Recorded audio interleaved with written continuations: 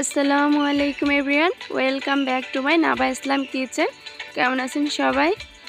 আশা করি অনেক অনেক ভালো আছেন। আজকে আমি আপনাদেরকে তৈরি করে দেখাবো কিভাবে আপনারা ঘরেই সহজ পদ্ধতিতে দোকানের চেয়েও হাফ দামে আপনারা কিভাবে মালাই কোকোনাট আইসক্রিমটি তৈরি করবেন। এতটা টেস্টি হয়, আপনারা একবার ট্রাই করলে বুঝতে পারবেন এই আইসক্রিমটা কতটা পারফেক্ট। দেখতেই পাচ্ছেন আর দেখে আশা করি বুঝতে পারতেছেন কতটা পারফেক্ট। এখানে একদম বরফ জমে না, কিছু না, একদম ক্রিমি ফোমি একটি ভাব এই আইসক্রিমগুলোতে। তো কথা না বাড়িয়ে দেখা যাক কিভাবে আপনারা এই আইসক্রিমটি তৈরি করবেন। প্রথমে এখানে আমি চায়ের কাপ দিয়ে এখানে মেপে আমি 2 কাপ দুধ নিয়ে নিচ্ছি। এখানে লিকুইড দুধ, তো এটা কিন্তু এখনও জাল করা আছে। তো জাল করা দুধটা আমি নিয়ে নিচ্ছি, এখানে 2 কাপ নিয়েছি। তো এখন আমি দিয়ে দিচ্ছি হাফ কাপ গুঁড়া দুধ। দেখতেই পাচ্ছেন এখানে আমি হাফ কাপ গুঁড়া দুধ নিয়েছি। দিয়ে দিচ্ছি 2 চা চামচ পরিমাণ এখানে কর্নফ্লাওয়ার।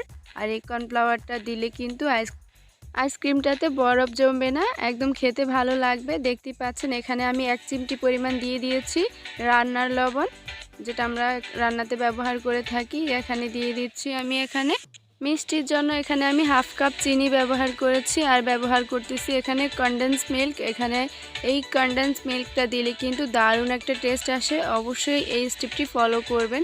তো এখানে আমি 2 চা চামচ পরিমাণ কনডেন্স মিল্ক ব্যবহার করেছি। আপনারা দেখতেই পাচ্ছেন আমি কিন্তু চায়ের কাপে মেপে জিনিসগুলো দিয়ে তৈরি করলাম।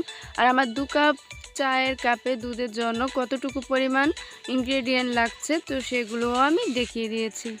এই সবগুলো উপকরণ দিয়ে আমি একটু খুসনির সাহায্যে ভালোভাবে মিক্স করে নিচ্ছি। দেখতেই পাচ্ছেন এখনও কিন্তু আমি চুলাটা অন করিনি, চুলাটা কিন্তু অফই ছিল। তো এখন আমি চুলাটা অন করে দিয়েছি।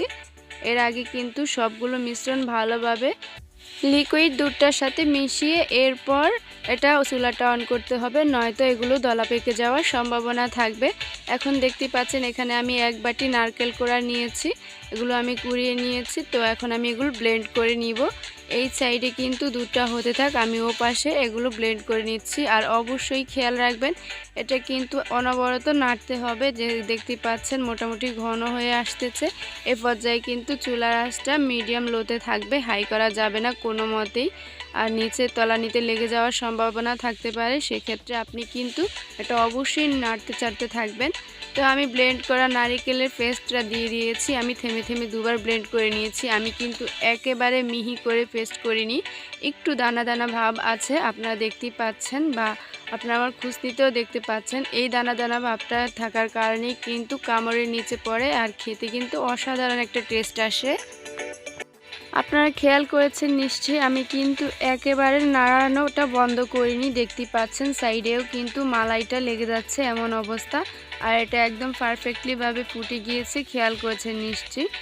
আর আমি কিন্তু যখন নারিকেলটা ব্লেন্ড করেছি সেখানে আমি আরও 2 চা চামচ কাঁচা দুধ অ্যাড করেছি। আর ওইভাবে আমি এটা ব্লেন্ড করে নিয়েছি। তো এখন আমি দিয়ে দিচ্ছি ফ্লেভারের জন্য এখানে 1 চা চামচ পরিমাণ ভ্যানিলা এসেন্স ব্যবহার করেছি। আর এটার ফলে কিন্তু একদম নাইস একটা ফ্লেভার আসে, আপনি খেতেও একদম দোকানের মতোই কিন্তু আপনি স্বাদটা পেয়ে যাবেন। একটা কথা নিশ্চয়ই খেয়াল রাখবেন, দোকান রেস্টুরেন্টের যে খাবারগুলো আমরা খেয়ে থাকি, বাড়িতে খাবার কিন্তু তার থেকে বেশি টেস্ট হয়। তো দেখতেই পাচ্ছেন আমার এই মিশ্রণটার ঘনত্বটা কেমন হয়েছে। আমি যে পর্যায়ে রাখতে চাচ্ছিলাম আসলে ওই পর্যায়ে চলে এসেছে। এখন চুলাটা আমি অফ করে দিচ্ছি। মোটামুটি আপনারা ঘনত্বটা দেখতেই পেলেন।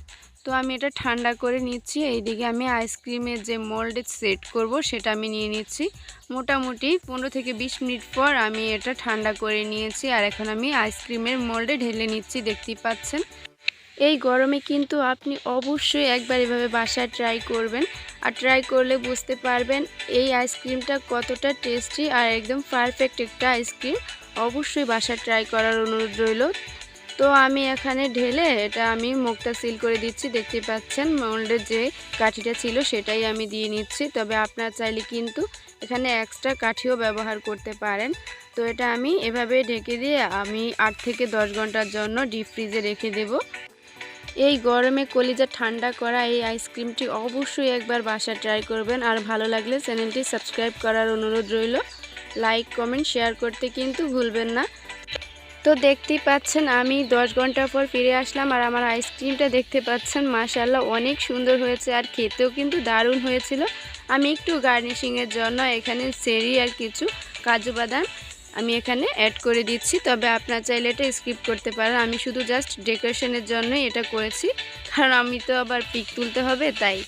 তো আপনারা কিন্তু অবশ্যই একবার এভাবে বাসায় ট্রাই করবেন। তো একটু দেখিয়ে দিচ্ছি, দেখুন একদম বরফ জমে নাই, আইস নাই, কিছু না, একদম ফমি ক্রিমি একটা ভাব এই আইসক্রিমটাতে। অবশ্যই একবার ট্রাই করবেন। আল্লাহ হাফেজ।